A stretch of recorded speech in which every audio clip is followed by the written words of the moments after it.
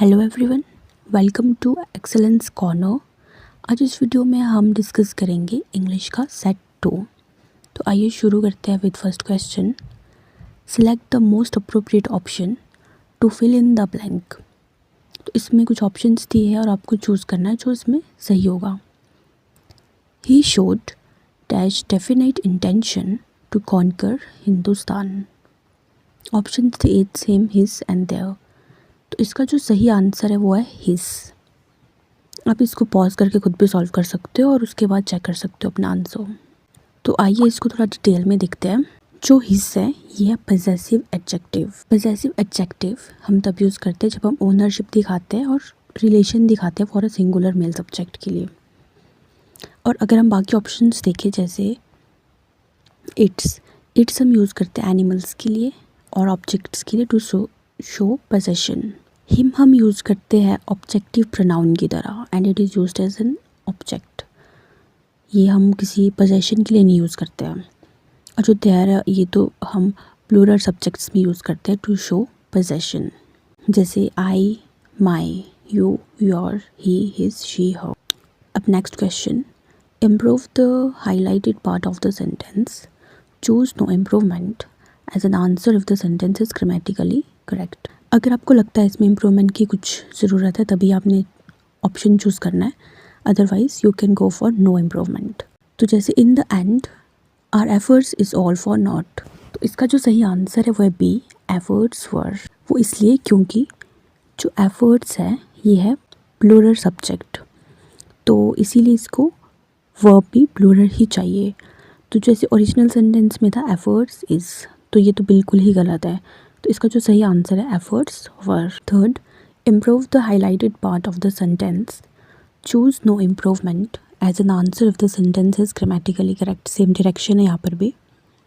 The very large crowd turn out to watch the parade. तो इसमें कुछ options हैं, तो इसका जो सही ऑप्शन है वो है B, a very large crowd turn out to watch the parade.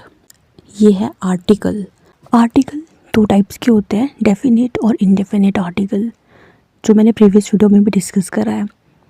तो आर्टिकल ए है जिसको हम यूज़ करते हैं before singular countable nouns beginning with the consonant sound, क्योंकि अगर हम वॉवल साउंड यूज़ करेंगे तो ऑब्वियसली एन आएगा। तो यहाँ पे जो क्राउड है वो है सिंगुलर काउंटेबल नाउन।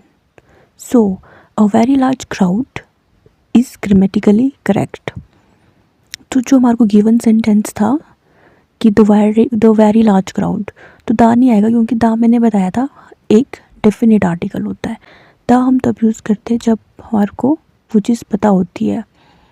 और जो यहाँ पे ये स्पेसिफिक क्राउड है तो ये इंडेफिनेट है, पहली बार इंट्रोड्यूस करा है, इसीलिए यहाँ पे ए यूज़ होगा। Okay, fourth question, select the most appropriate option to fill in the blank. The extensive observations allowed them dash reconstruct the three-dimensional structure. यहाँ पे preposition है ये। The extensive observation allowed them to reconstruct the three-dimensional structure. To हम कब use करते हैं? After certain verbs like allow, advise, ask, want. Okay, last question.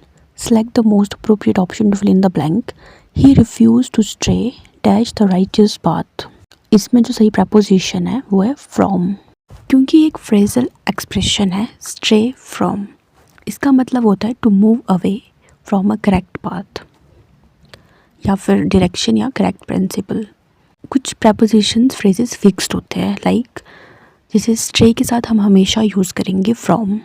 For example, the student strayed from his studies। और जिसमें further options थे जैसे on तो it is use to indicate कोई सरफेस होगी या पोजीशन होगी। फ्रॉम तब यूज़ किया जाता है जब हम सेपरेशन डेविएशन दिखाते हैं। और बाय हम यूज़ करते हैं टू शो द मीन्स और एजेंट।